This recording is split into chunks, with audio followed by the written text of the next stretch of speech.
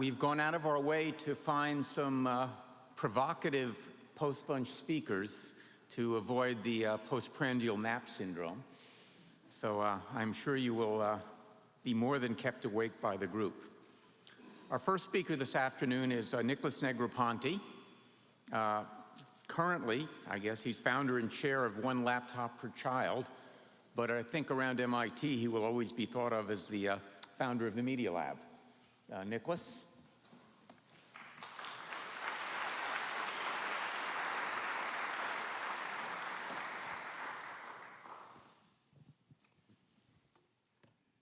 Thank you very much. And I'm delighted to have been asked to present. And I will do roughly sort of 1/3 on the Media Lab and 1/3 on One Laptop Per Child, both of which fit squarely in this topic. And I'll tell you a few stories actually that have never been told, partly because I never had an audience to tell them, but an audience that would appreciate some of the MIT aspects of it. But I came to MIT in 1961, which feels unbelievable, and went through the School of Architecture, actually twice. I did 2 degrees, because at the time we had an undergraduate and a master's.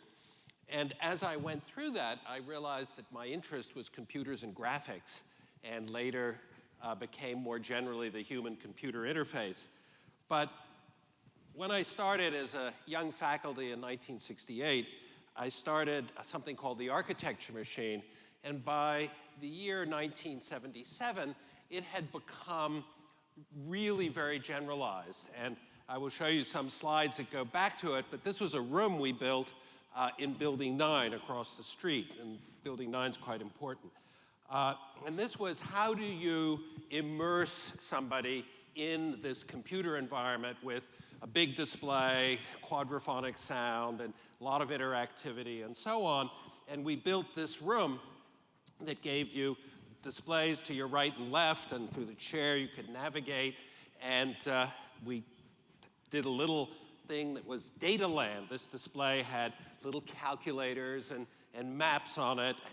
In fact, at Park, they were still doing much more stylized things, and you could navigate it. What was important about this project was that it was on the same floor and 300 feet away from Jerry Wiesner's office.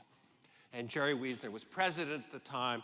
He was the last president, few people know this, who had a chauffeur.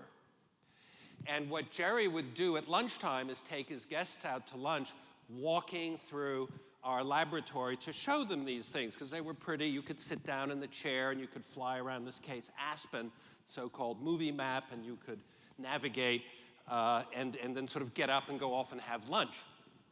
And so after a few years, we became quite close friends, and he confided in me that Howard Johnson, who was then the chairman of MIT and younger than Jerry, was doing such a good job that when Jerry, was going to retire as president, which he hadn't announced yet, but he didn't want to go on to be chairman, he wanted to come back and do research at MIT. And he said, but there's no lab for me to go to. And I said, I have an idea. We'll build one. And he liked the idea, and we discussed it. And we had a few faculty meetings or meetings with faculty on the subject. And the one thing, even though he was president, he was told, and I was told as a consequence, it's fine, there are 2 words you cannot use in your name. And one of them is computers, and the other is communications. And otherwise, you can call it whatever you want. And we said, well, what about media? And people literally went, yeah, you mean things like journalism and stuff like that. I said, yeah. And so we got it. It was frictionless. And then the second little secret, dirty secret about, there are three dirty secrets about the Media Lab that don't interest most people except MIT. And the second one is that when we started, we got permission to be both an academic department and a lab. We could admit students, hire faculty, award degrees, and so on. This normally doesn't happen. And the argument at the time was that we wanted to admit people who wouldn't normally even apply to MIT, let alone get in. And that was quite important because we wanted to bring people from RISD, we wanted to be journalists, people who had, if you will, the creative content to work in a place where the new media would be invented. And then the third little, it's not really so much a dirty secret, it's a fact, and that is that MIT did not have a film school, it didn't have an art school, it didn't have a journalism school, it didn't have an ed school, it didn't have the constituent parts. So when I went around to the then provost or various deans and says, I would like so-and-so to come and join us, in the case of Seymour Papert, who was reporting directly to the provost at the time, the provost said, you want to take him? Bless your heart. And so a lot of the people who joined the Media Lab in the beginning were very much a salon des refusés, people who were not particularly welcome. And so we felt like a band of people who would go out and prove that there was something, God knows what we were proving, but the result was the Media Lab. And then by 1979, which was sort of when the idea was still German, we still hadn't built the building, some of the things, and it was very early work to start taking voice and gesture and combining them, and I won't go through the specific projects, though this one interests me because it's actually a little earlier than '79. It was the first display that looks like and feels like an interactive book, and there was a bicycle repair manual, and a project that never survived, also the same period, was a pressure-sensitive display. That it took advantage of the fact that the friction between your finger and the glass was such that when you touched it, you not only could touch, but you could introduce forces in the plane of the screen. So the length of that arrow is how hard he's pushing in that direction. There were some wonderful applications. And this actually has the date on it a little bit later, 81. You'll even see hyperlinks, Tim, the little things you could touch and get the next story, and up would come, videos, and people would gasp, and it was sort of still considered, well, was it computer science, was it not? It didn't matter. So I did that for the next 20, 25 years, depending on how you count. And after doing, there was one more piece in that era, and that's where Seymour Papert and I were starting a project in Senegal, Pakistan, and Colombia, at the time hosted by the French government.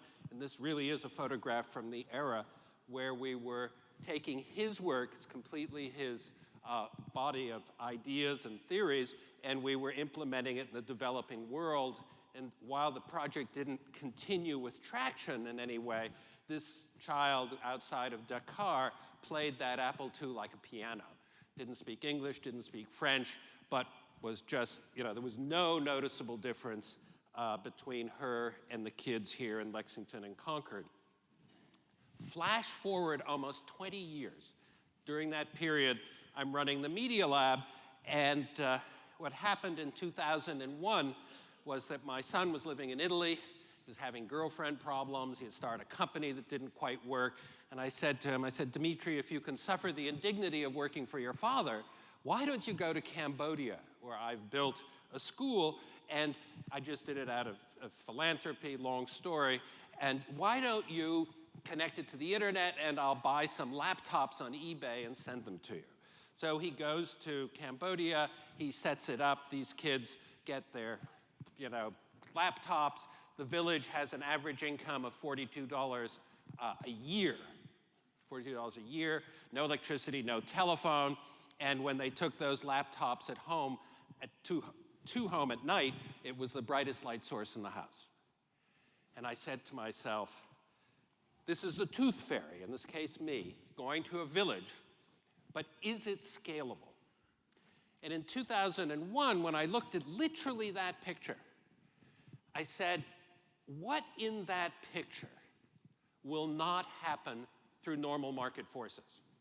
Because when I wake up in the morning, it's the only question I ask myself. Will normal market forces do what I'm doing? If yes, stop. And when I looked at the picture, I could tell, what didn't take clairvoyance, that the telecommunications piece, the satellite in the background, was part of an entire agenda that over the next 10 years would get cheaper and more widespread and better performance and more bandwidth and lower, et cetera, et cetera. While you can't see the power, the town had no power, but I could also predict that power would decide whether it was locally made power, green power, grid, whatever it was probably going to happen. But the laptop bothered me. The laptop bothered me because I saw no force in the market that would stop this escalation of sort of adding features and faster processor and more Microsoft uses it and so on, so that everybody's laptop was basically an SUV, where you're using more fuel to move the car than the passenger. And we said, if every child is going to have a laptop, can we break that spell? And that's the reason we started one laptop per child. And I also figured I'd been at the Media Lab for so long that it was kind of my turn. I didn't have projects at the Media Lab. I just ran it and raised money for it and went out and was very rarely on campus. In fact, Chuck Vest used to send me emails saying there was a sighting today. And I was very rarely on campus, maybe one day every 2 weeks. And the rest of the time, I was sort of, it was a little bit like sort of going off and sending remittances home.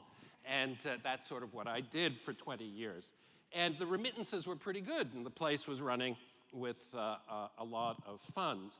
So I decided, now it's my turn. So I started one laptop per child, and now, after it's been going on for 5 years, it's had an extraordinary impact, and it gets a lot of negative press, interestingly enough.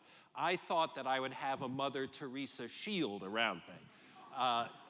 I don't draw a salary. It's a nonprofit organization. I just thought, and all we're interested in is children as a mission, not as a market. But no, it's getting a lot of grief. But there's still 3 million of them out there in 40 countries, 25 languages, and one country has done every child, Uruguay. I'll talk about it again in a moment. And the impact is extraordinary. Those 2 children are going to grow up very differently than they would have otherwise. Here they are in a village. This happens to be Nepal. They're connected. And this child, who's in Peru, in a remote part of Peru, is teaching his grandparents how to read and write.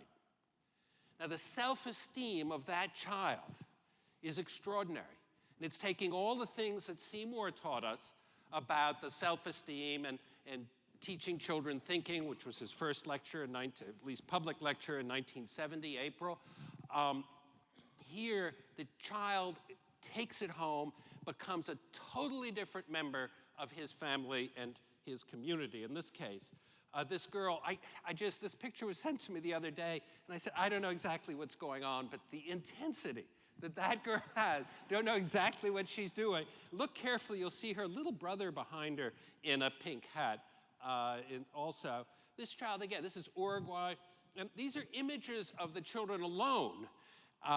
Nigeria. We spent so much time designing the handle of that laptop. I can't tell you. This is Peru, which is, again, now a different kind of view of it, where children work together. If you know of Sugata Mitra's project, Hole in the Wall, you get 8, 9 children, and they can do anything, because each one of them can do something, and collectively they do very, very well. And this is perhaps, to me, the most heartwarming picture, because this teacher taught class perfectly aligned. The kids sat in rows and so on, didn't want to twitch, because if they were asked a question and got it wrong, they were probably hit with a cane. Corporal punishment was part of the curriculum. This is how he teaches today. Hasn't stopped teaching for the past 3 years. This is what class looks like. The kids run to school. They take their laptops with them. They go home. The parents are hanging through the windows. It's just a whole different, that's the result that I like the most. Now, by being a nonprofit, we had partners. We launched it with the UN. This was what we launched in Tunis with Kofi Annan in November of 2005. Sort of silly in retrospect, but it got a lot of publicity. And the publicity that everybody remembers, still to this day, people say to me, where's the crank? Because we took the crank off the machine, because it's really stupid to put the crank on the machine. You've got to shut it and crank and so on. We still have cranks instead of AC adapters, and most of our machines are used where there's no electricity, and cranking is an option. But in Tunis, when we showed this, these were engineering models, quote unquote, and it was a room about the size of this, but just cameras all over the place recording for various TV stations and some still photographers. And somebody yells from the back of the room, "Kofi Annan and Negroponte, crank your computers." So we close them, and Kofi Annan puts his on the table, starts cranking, and the handle falls off in his hand. He is such a cool cucumber. He did not look down. He did not blink. He continued in exactly the motion that the handle would have been in. There was a vertical yellow piece sticking up, and his hand was going around in the right arc until the camera's finished. And I don't believe to this day anybody knows that that handle fell off. That's the status. I'm not sure that makes any difference. And for those of you who don't know it, I'll just step through it. This is the so-called $100 laptop. It never got to 100. It got down to about 140, but then the dollar kept going down. And every time we got 20% out of this thing, the dollar went down. So we chased the dollar. And one of the important things is it transforms into an electronic book and a games machine. And the book part of it, surprisingly, I wouldn't have predicted this when we started. We ship 100 books in each laptop. So now if you're sending 100 laptops into a village in Africa, what people don't think about is that each of those 100 laptops have 100 different books.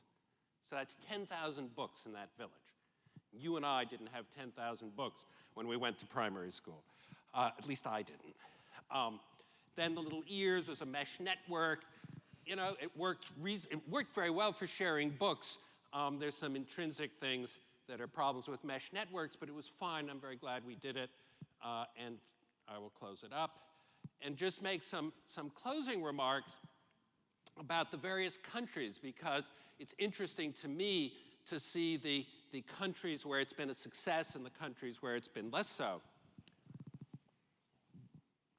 When I started, I went to selected countries for whatever reason. They were sort of geopolitically scattered. There were 6 of them: Brazil, Argentina, Nigeria, Thailand, and Pakistan, and one more. And in the last one, the head of state gave me these long lectures about democracy and direct democracy in particular, and how referendums should be run. I spent a lot of time listening. He had written a book on it, and it was Gaddafi. And Libya was one of the countries that was going to do 1 laptop per child. It never did. But that was the 6 distributed around. Thought that was pretty good to get started.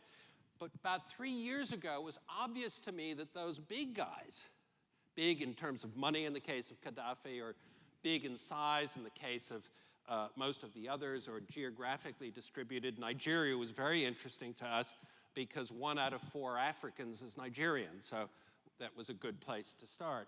But it didn't seem that they were going to really do it. There was a lot of agreement, sort of Lula hugging me or campaigning with the fist sign with the laptop in his fist. Kirchner, oh, this would amuse you. Kirchner, who was then the president of, Mr. Kirchner, was then the president of Argentina, since we run Linux, at the time when you opened it up, the Linux would boot. And you have to be Argentinian to know this. His nickname is the Penguin. So when it booted, he thought we had made a special version for him. So we didn't, it wasn't going to happen. So it's a little bit like dating. And when sort of the beautiful girl or the handsome boy, it doesn't work out, then you look at who's smiling and who wants to talk to you. And in this case, it was Uruguay, Peru, and Rwanda.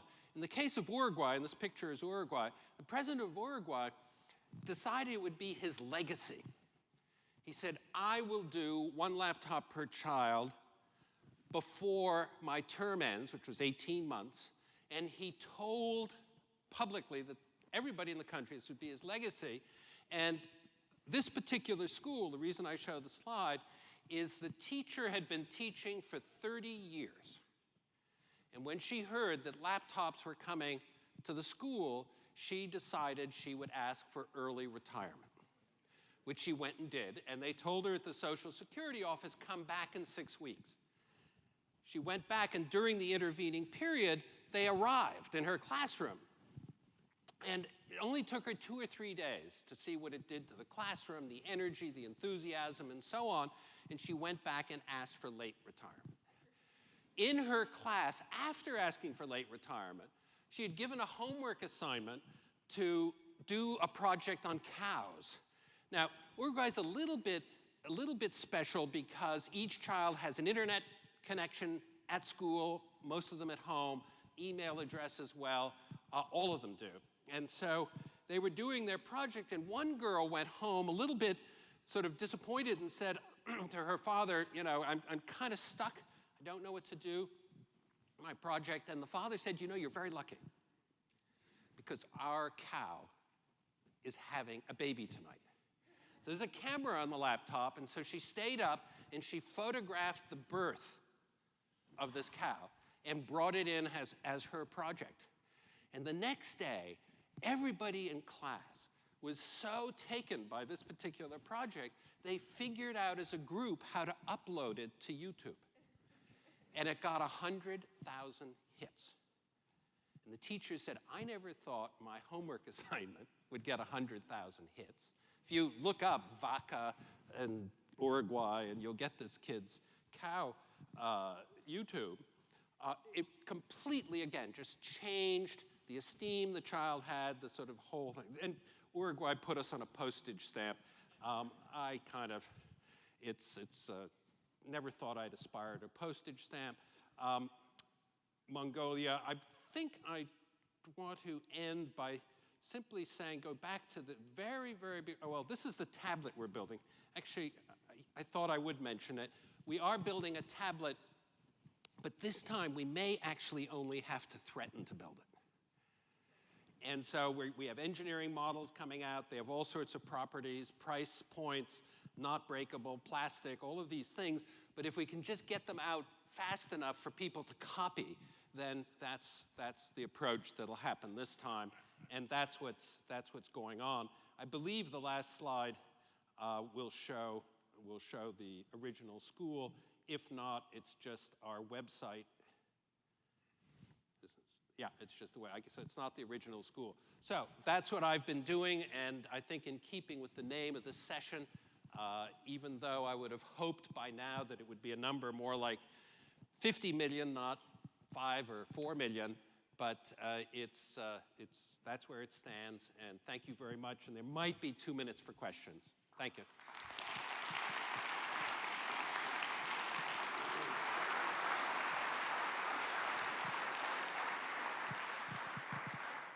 There is, in fact, 2.5 minutes for questions, and I'm sure Nicholas would particularly appreciate an annoying question or a provocative question. I said that. It's not, this isn't. Yes. 75 bucks. There's an interesting thing about what because once you go below 75, people don't really care anymore. In other words, especially if you amortize it over 5 years, which is typical. And you know, once you're down to 75, amortized over 5 years, it's not clear you need to go further.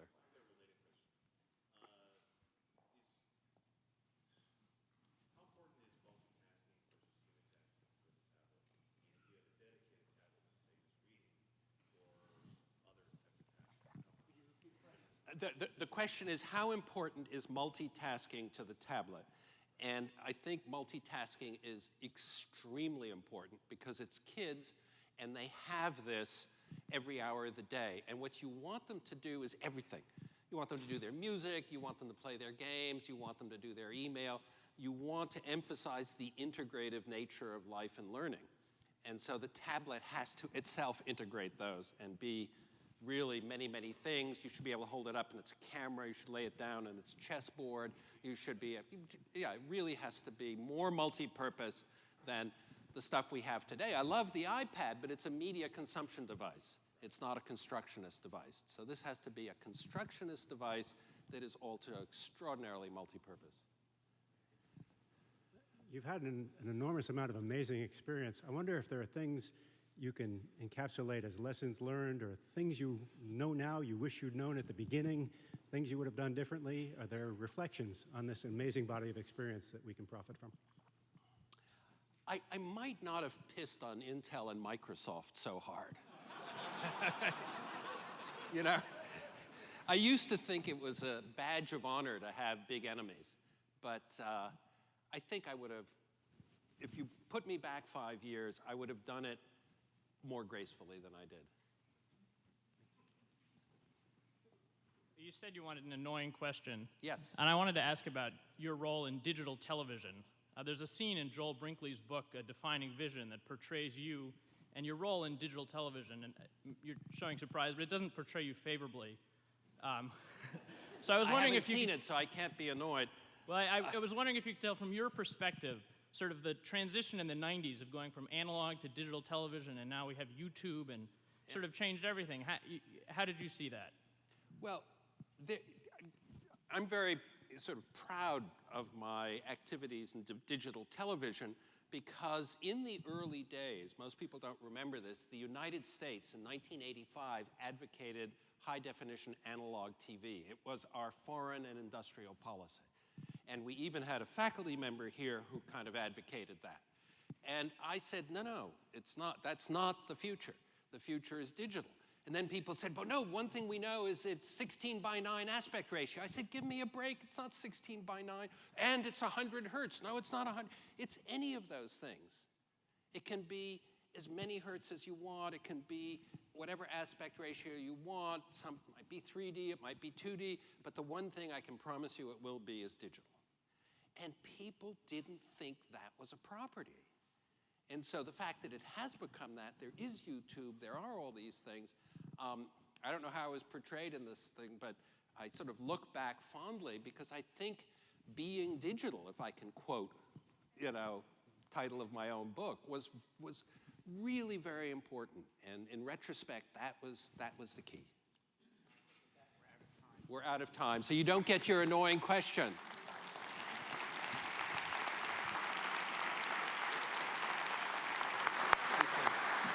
Great job. Thank you. Tell the young man he can grab me after. Yeah. Nicholas will be around after the session, and you can annoy the hell out of him then if you want. Our next speaker is Tim Berners-Lee, professor of electrical engineering and computer science, a member of CSAIL, and often thought of as the father of the World Wide Web, though he looks too young for that role.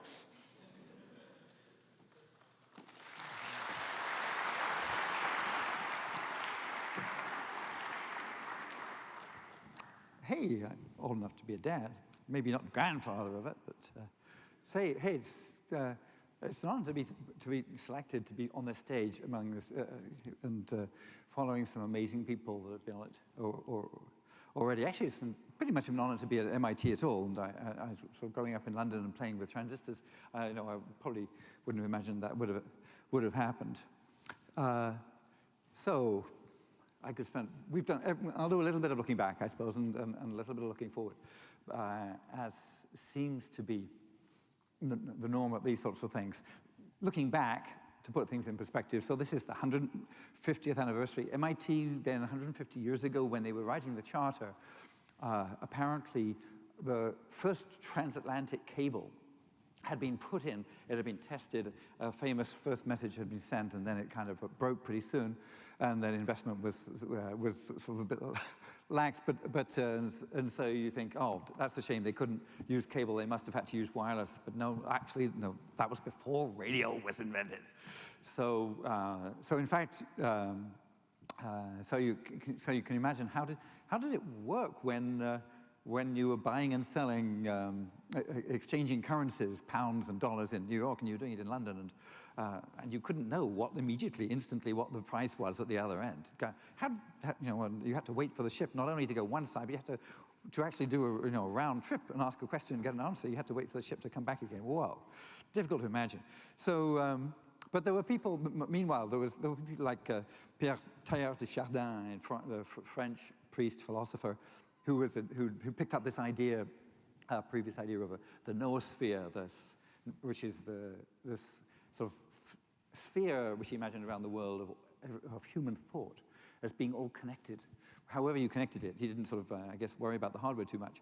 And so there were people like the famous MIT's Vannevar Bush, who wrote this amazing article in 1945 where he imagined a hypertext machine. He imagined this thing called the MEMEX, the memory extension, where all of the record, all of mankind's knowledge would be brought and microfilmed and put in one box so that the scientists could have access to it. He designed this wonderful photoelectric mechanical device which would allow him to actually pick up a row from when he was reading one paper, and you pick up a reference from the bottom of one paper using photoelectric systems to index to get from that reference to the actual paper that was referenced by the reference in the bottom of one paper. So he had a hypertext system, and amazingly, he designed it without using communications to put some of the information somewhere else, and without using computers, even though people were starting to develop the ideas of computers at that point. So,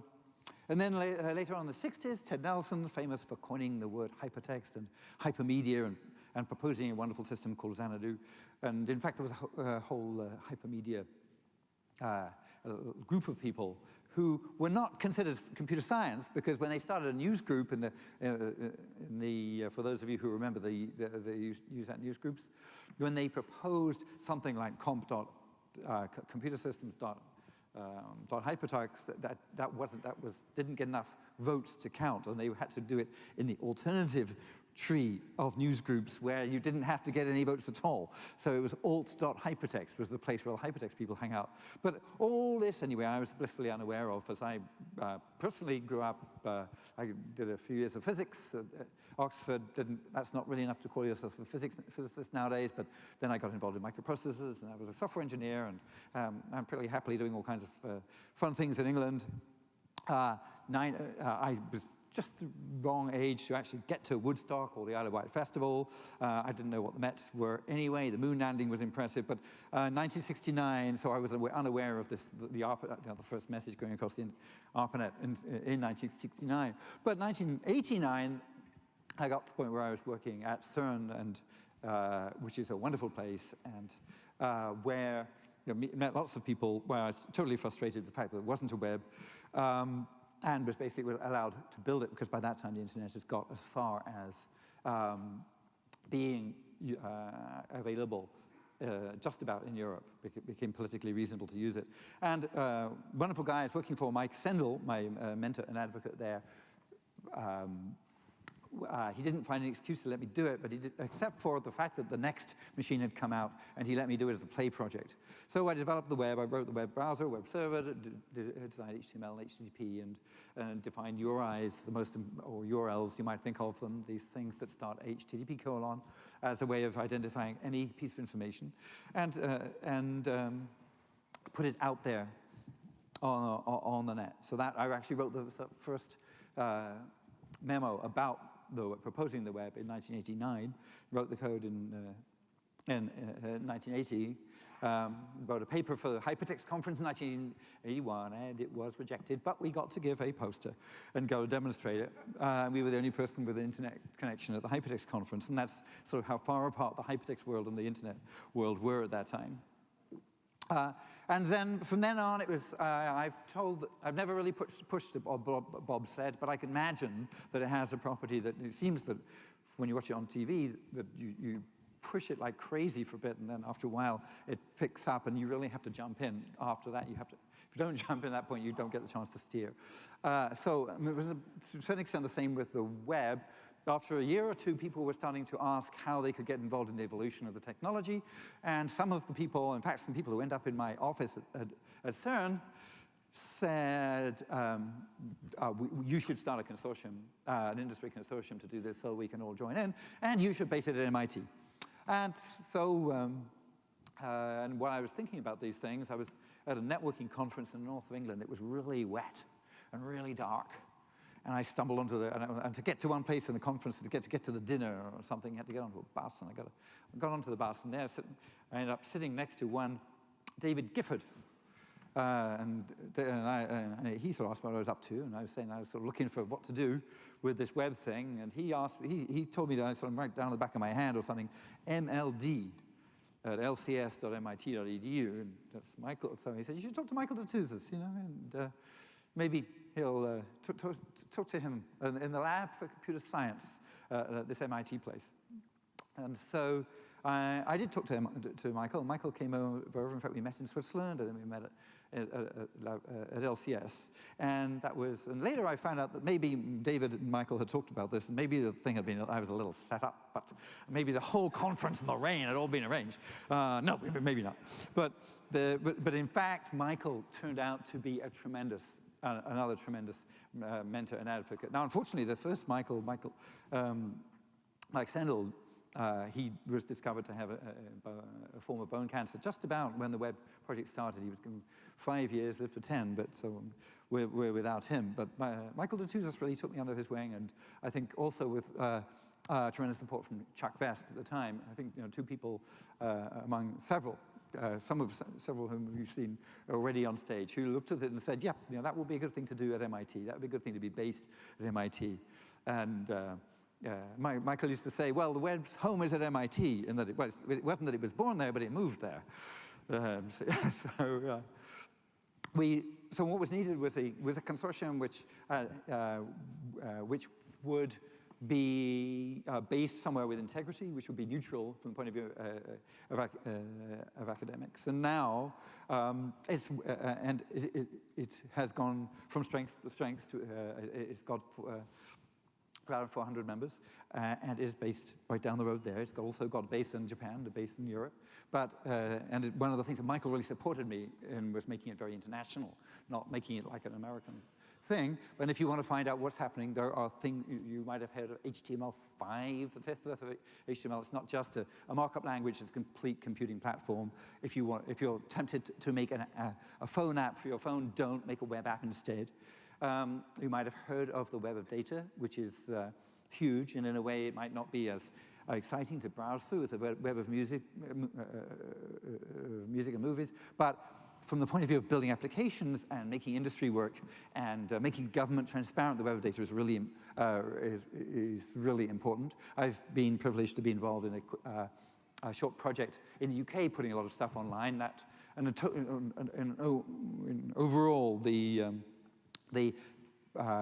data, which is in what we call the linked data cloud. There's this mass of data which, even though it's stored in lots of places, is linked together, so you can follow data about, when you put information about one thing, you can follow to find information about related things, a bit like following links in the hypertext, but it's all data that you can process. So linked data cloud is growing it's about doubling every 10 months, which is exciting.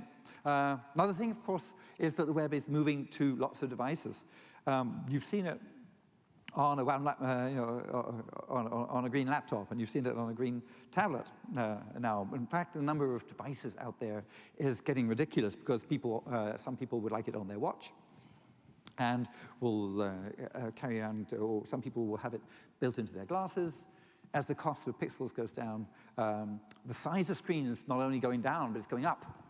So you have to build information systems so that they will cope with this tremendous change. So that if somebody happens to be using one on a mobile device and they're booking a plane flight, for example, and they walk into, and they arrive at home, or they arrive in a friendly room where the device can then negotiate with the wall, then obviously it'd be nice for the website where they're booking the device to immediately be able to put up a massive picture of the place that they're going, and a map with, and a map of the, and a timeline and so on, when it's got the advantage of that. But the moment they lose that, it's got to go down to a way of being very efficient when they're doing it with a portable device. So moving to different sorts of devices. Well, portable devices, in fact, and smartphones are something which is exploding at the moment. The penetration of phones is much greater than the penetration of the internet. So there's a hope that the penetration of phones which get a little bit smarter and have web browsers will follow, but it's not just having a phone. It's not just having a phone with a web browser. It's having a phone and a web browser and using the web, which involves having information in your own language. And it's not just being a sponge for information, it's being it's participating. So it's realizing that when there's information in your own language about things that you care about, you can write them if they don't exist already. And that's one of the things which I've noticed when when you see teens in Africa or at an internet center in the village, that they understand about browsing the web, but they don't necessarily understand about being creative. So anyway, go to w3.org, or while you're here, drop in on us on the 5th floor of this data center, and get involved in the onrush of web technology. It's very exciting. Meanwhile, when you're doing that, you might, as some of us have recently realized, that it's all very well to be involved. Like most of the people in this room are probably early adopters. You're probably people who have got 6 devices on which you can browse the web. But when you realize that now, in fact, 25% of the world do use the web, then that immediately asks, what about the other 75% of the web, of the world? We've started a World Wide Web Foundation, in fact, webfoundation.org, to look at that, and it works with the Web Consortium to address more broader issues. And in fact, because it's young, you can get involved there, and also get involved in selecting which things we're going to try to push on to try to get people being part of the information society, and all the things that involves, like e-government and health and so on. Nicholas decided he was going to push on the bit. He looked at that picture and decided he was going to push on the laptop. You may decide you're going to want to push on other things like content and different things. You might want to push on justice in general, trying to make sure it's not just that everybody has access, but is the web something which is inherently just? When you have access, does it allow you to connect to whoever you like? Or is your access being controlled by a government?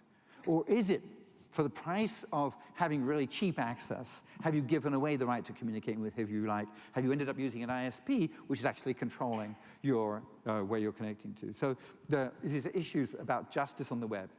Starting to look about the web, access to the web as being now a human right. Because yes, you think, well, right to freedom surely is more fundamental, and maybe a right to water too is more fundamental, because it's possible to live without the web, and it's not possible to live without water. But if you've got water, then the difference between somebody who's connected to the web and is part of that information society and somebody who's not is growing bigger and bigger, and every cool thing we do online, every tool, new e-government thing, e-commerce thing, cultural thing we do online widens that gap. And it's getting, well, a gap that gets widened so important, becomes such an important part of world culture, then we elevate it. We say, you know what, it's starting to become possible to start talking about getting everybody online, or give everybody the opportunity, even if they don't take it. But I wouldn't want to push it on them.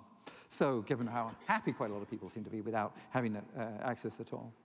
So, the challenge before us is then, one of the challenges is getting everybody involved. But at the same time, we are rolling out new technology through the consortium, and we're not going to just do that out of a vacuum. It's really, really important as well that we don't look back at the incredible rush of things which have happened relatively fast and faster and faster and faster and faster and faster, and look back from this 150 years of MIT and say, wow, that was amazing. Now that that's all happened, and imagine it's not going to go on going faster and faster and faster. So it's really crazy to think that we shouldn't be lots and lots of research to understand what should be the next step. And it's not just research about how I can make a cooler device and how I can make a cooler website. Because one thing which changed now about the web, now it is so ubiquitous, now it's so big.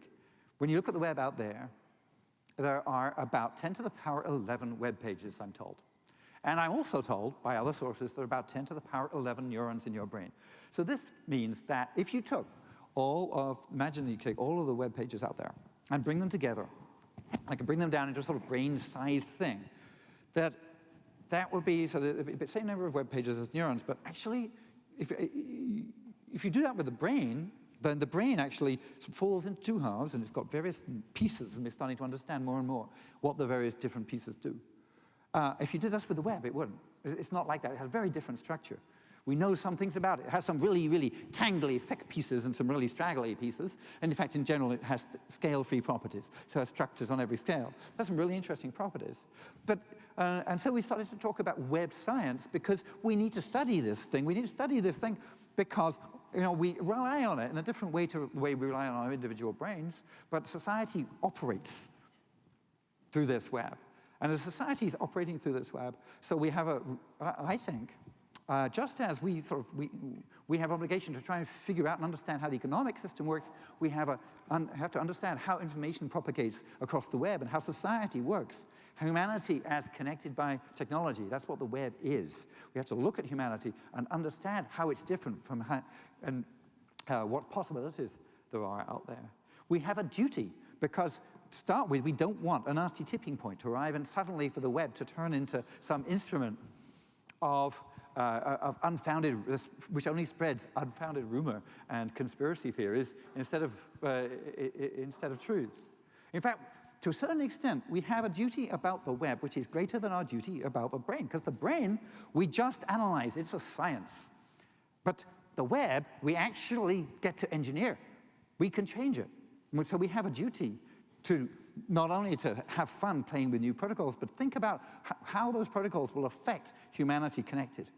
To do that jump from designing the microscopic way, the way two computers communicate, the way two people communicate, the publisher and the reader, or the group leader and the participant, two people interact by using technology, to think, how is that going to affect the world of academia? How is that going to affect the world of democracy? How is that going to, will I be able to use that to make scientific review more effective? So if you're going to get involved in web science, you could be coming from one of many disciplines. This is extremely multidisciplinary. And in some institutes in the world, they're sort of starting to pull people together very much. And I think maybe it's time we started doing more along these lines at MIT. Because you need to, when you look at a link and you wonder whether, and you look at the way links spread, well, links are made by people, and they're followed by people. And they're made by people so that other people will follow them. So you need psychologists to understand the microscopic piece. And maybe you need all kinds of very, very strong mathematics to figure out how, when you connect those people together in a certain form of network, they will end up creating new network links, and how they will end up then creating different emergent macroscopic phenomena. So if you need, for example, something to aim at when you're doing this web science, when you realize that your field, whether it's economics or mathematics or biology or physics, is really involved, really essential to web science, then if you want some things to aim at, here's a couple. Okay, just imagine that our goal for the web is that we will connect all of the scientists in the world so effectively, so they are sharing with themselves and with computers everywhere the mass of data which we currently have about all of the life sciences. We will connect all the scientists together so that they're sharing this data very, very effectively with their co-workers, some of whom are computers and computer programs, and some of whom are people. And so that the half-formed ideas of people can be, in fact, so that when there's a problem which is so big that no one brain has all the pieces, but when the half-formed pieces of it are in different brains, the web can act as a way of allowing those half-formed ideas to come together. We will do that in such a way that that those people will collectively manage to solve the huge problems like understanding Alzheimer's, curing cancer, and understanding how AIDS works, for example. There's one, throw that out, that is the challenge. Design the web so it'll work for that. Then here's another one. When people go online into massively multiplayer games, you find that they tend to talk, even though they can talk to anybody in the world, when they go on and they start playing games with people, they end up playing games with the people next door, people in the same culture. They don't actually bridge divides. How can we design the web so that it tends to lead people, instead of just talking to people in their own culture, it ends up getting involved in whatever social network it is that you write, whatever it is that you program, it tends to make them wonder about other people who have got different ideas and tends to get them spend more time understanding why people have those ideas. And as a result, just incrementally changes the parameters so that we all stop fighting each other. Okay? The second challenge. I could come up with a bunch more, but I will wait until I get responses from those two, because I think those are big enough. So there it is. That's the challenge for the web. We have to design the web so that it can be useful and will be reliable for these really, really important challenges that we have, that humanity has in general. Thank you.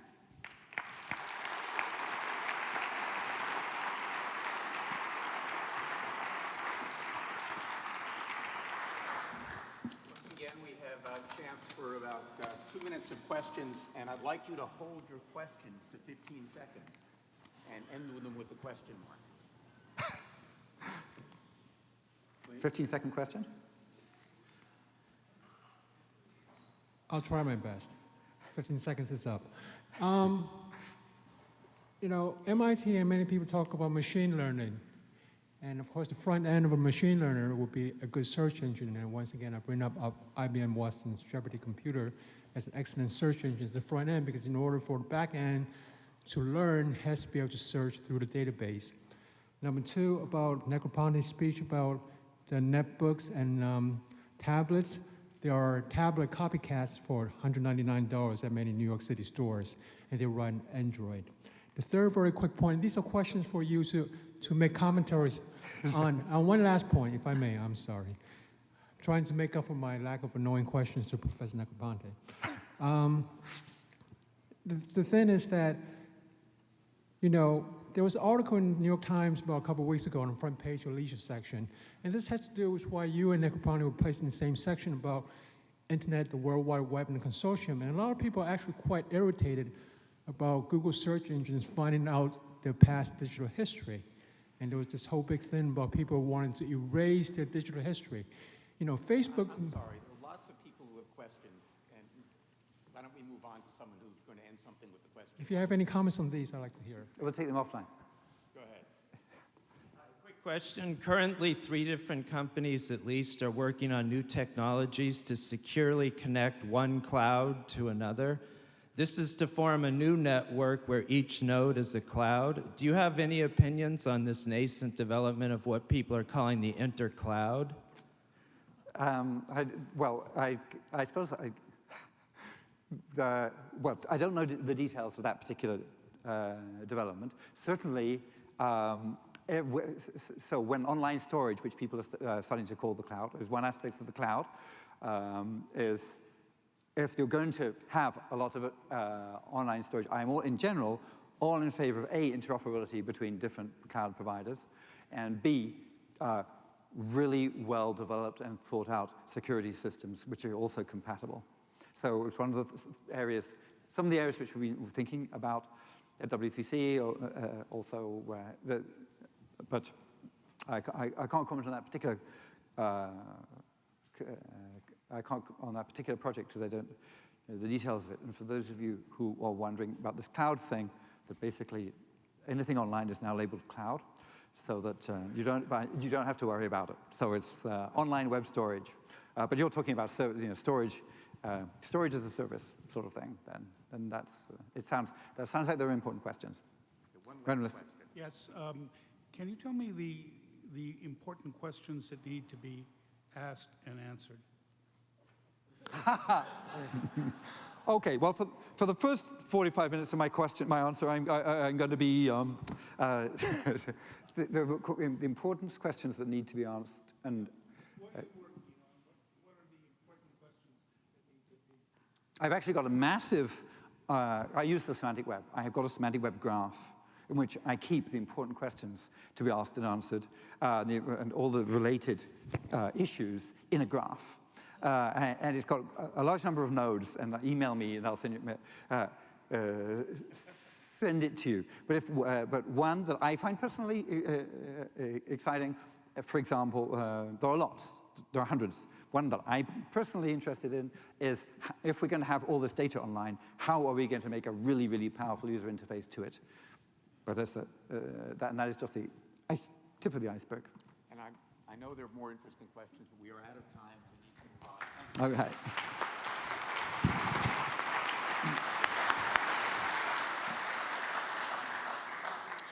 The last speaker of this session is Professor Suzanne Berger, the Raphael, Dorman-Helen Starbuck Professor of Political Science at MIT, Director of MISTI, and though I think she's never officially been a member of CSAIL, she's in everything but officially a member of CSAIL. Thank you, Suzanne.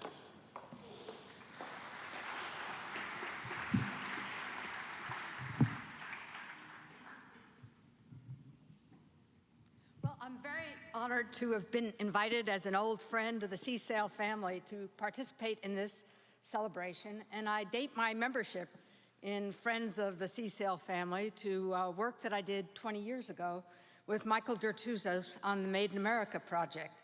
And I guess I'm also here as the sole representative of what Michael called the Humies, the humanists at MIT, and I tend to think of myself as a humie, or at any rate, a social scientist who has tried, as Michael urged, to nurture at least a little bit of techie in my soul. So in thinking about today's topic, computation and the transformation of practically everything, I thought I'd go back to Michael Dertouzos' work and start from what he thought computation and IT were going to change in society. And Michael's basic idea was, I think, that the world was going to look more and more like an information marketplace. And when he thought marketplace, the image that came to his mind was the Athens flea market. Now, the Athens flea market, and in fact all markets, are level playing fields where the people who come, or the players who move in and out of the market, are not at all changed by the fact of interacting in the market. And I think it's on this point that Dertouzos, despite all the radical changes that he did foresee, I think it's on this point that he did not see a future that was coming into being even as he wrote. In fact, information technology, and specifically digitization, and the possibilities of codifying the interfaces between functions carried out in huge vertically integrated companies. Those companies were the big players in the world at the end of the 1980s. In fact, digitization and IT was going to radically change the players. So this was an information marketplace. Moving into the information marketplace was not going to leave the players unchanged. In fact, it was going to change them totally.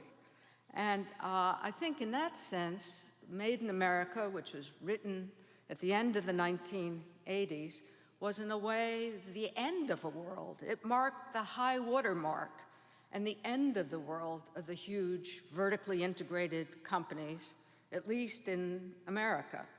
And a new era was about to open with players that had been profoundly transformed.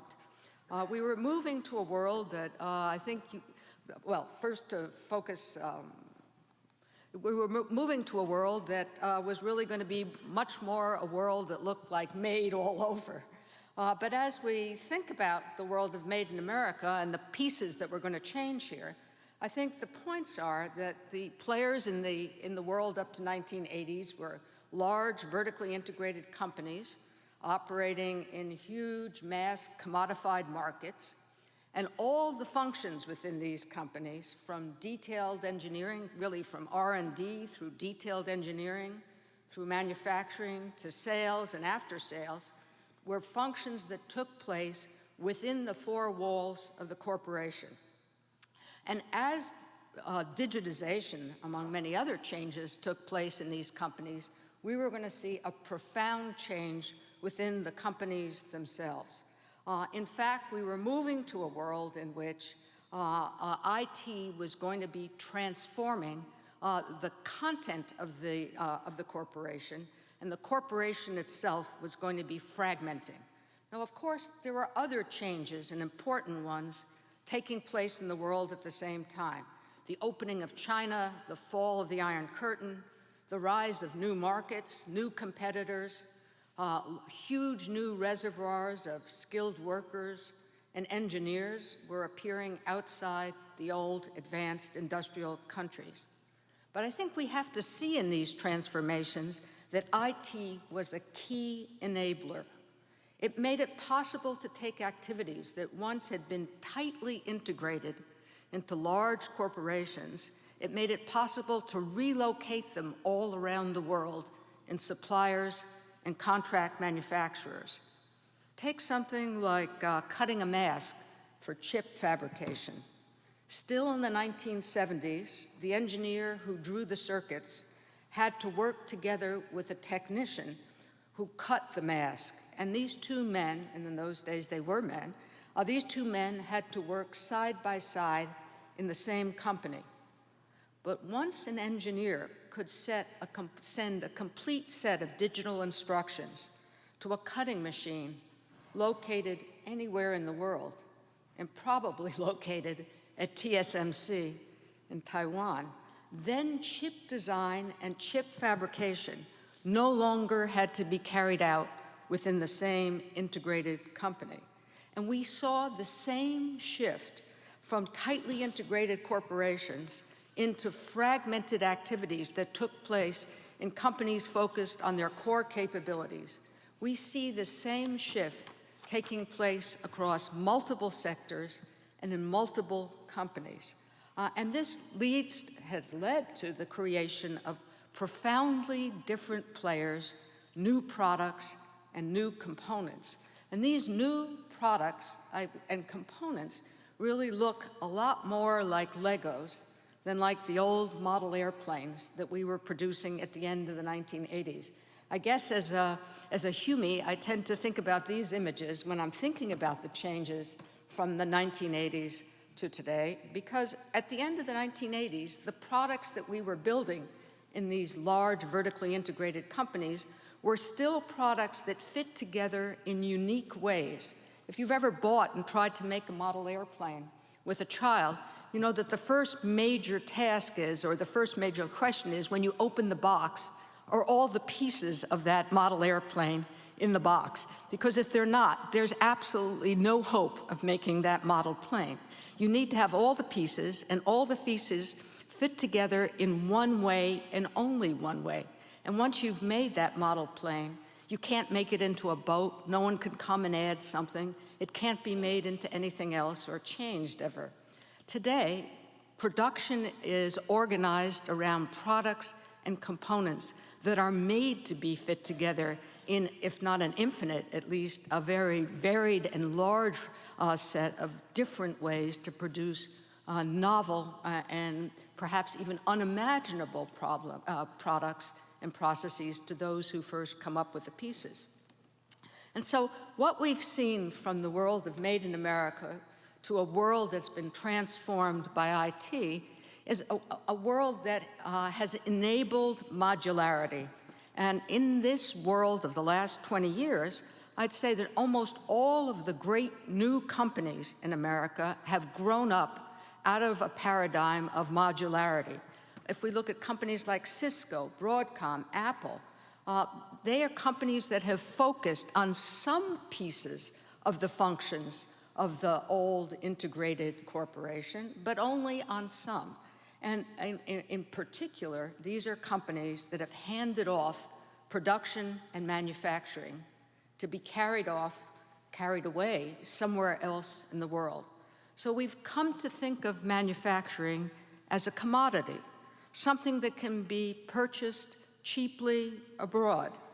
We know that in an iPhone, for example, an iPhone that costs about $400, there's about $3 worth of assembly production that's taking place in China. And we've realized that there's really little reason to be interested in locating that assembly in proximity to the R&D or locating it for any reason in the US.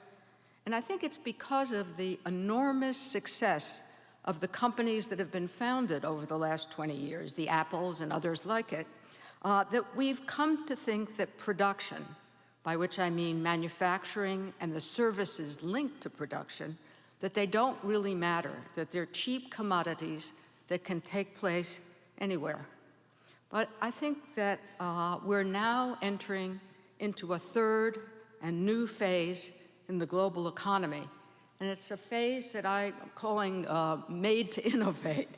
And I think the reason for thinking of this change as one that's about innovation is because I think that when we consider a wave of new technologies in clean energy, in metamaterials, in biotech, and other sectors, we're finding that in these new sectors, innovation is highly linked to production. In the United States in general, and places like MIT in particular, we see that we have tremendous strength in innovation. But if we can't master production in these new technologies, we're not going to be able to gain value for our own society. And by gaining value, I mean making new profitable companies and getting new good jobs here in the United States.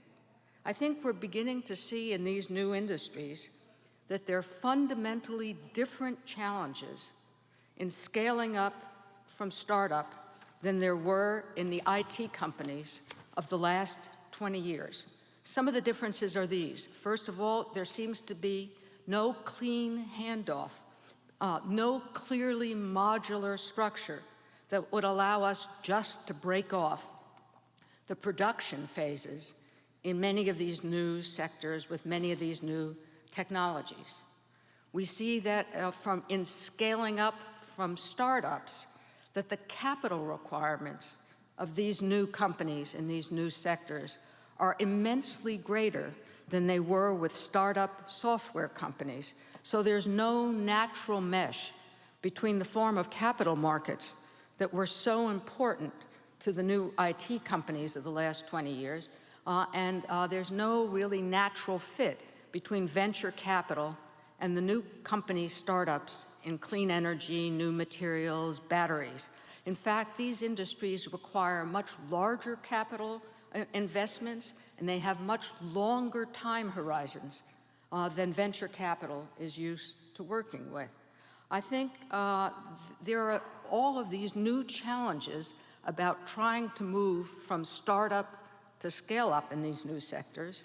And I think equally important, there are enormous opportunities to be gained here. Opportunities to be gained from mass customization.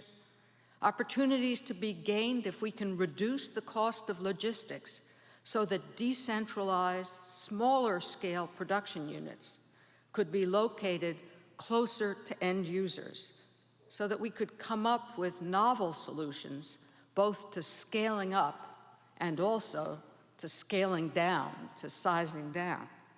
And I think that to advance on any of these fronts, we're going to have to return to the problem of managing interdependencies from R&D through production to the market. I think this is a point that Michael Dertouzos understood very well. He wrote that even though information technology can make it possible to support outsourcing of just about everything, it would be a disaster to organize a company in that way. To live well, he wrote, a nation must produce well. We can't just ship production out and hope to remain a society that can live well. And in particular, we can't be a society that focuses only on R&D and hope that in these new technologies and these new industries that are emerging, that we're going to be able to gain the value from our innovation that's truly possible. I think we're now at a point when producing well is a critical point between innovation and bringing products into the market. And that on this new trajectory, I know that people in CSAIL are going to be leaders on this new frontier, just as they have been over the past 20 years. Thank you.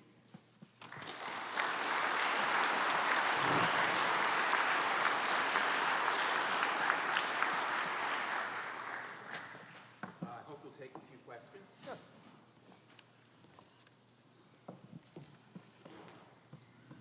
So in some fields in the past, the similar process has been that you start with need for integration, but later on you can modularize. Do you see the same thing happening here, or do you think these are qualitatively different fields?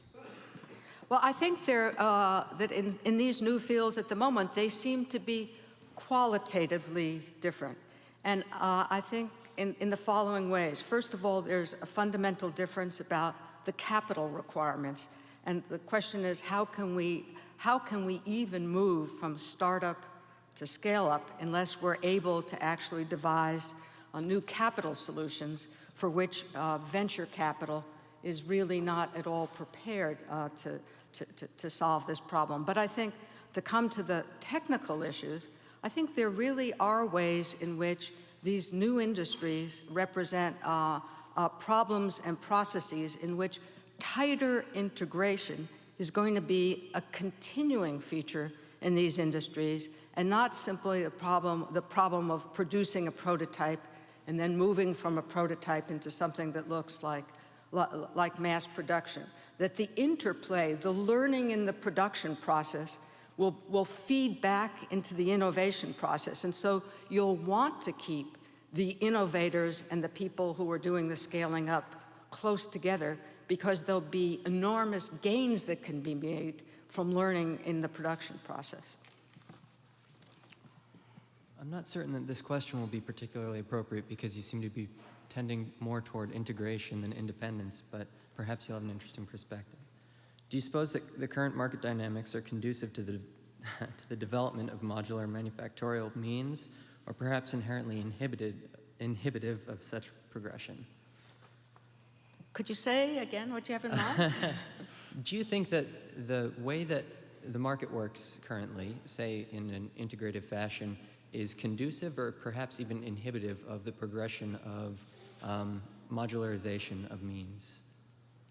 Okay, well, I think that, in fact, we've seen that the market, I mean, if we're talking about capital markets have been enormously favorable for the development of modularized production.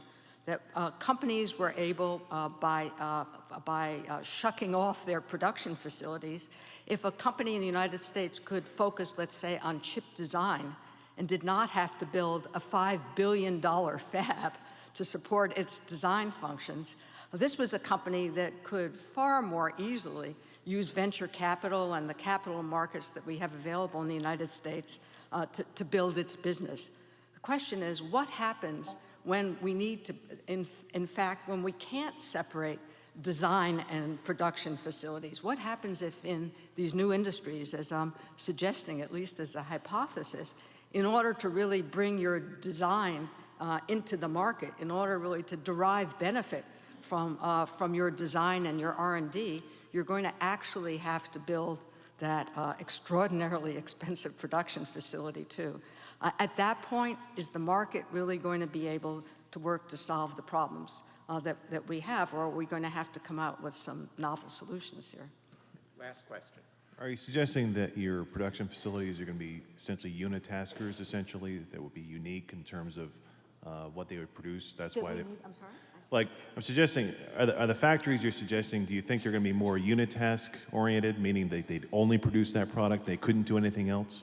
No, I mean, I think that would be, that would be something like a step backward. I think what we're trying to imagine is a set of, a way of creating production capabilities that would be flexible, that could deal with a variety of things that looked like mass customization, where production units could actually work with a diversity of end users and still be profitable. So I think we really have to be thinking about are new manufacturing technologies, where it's not a question of joining old mass manufacturing to a new set of industries. We really need new manufacturing. Well, that's what I'm suggesting.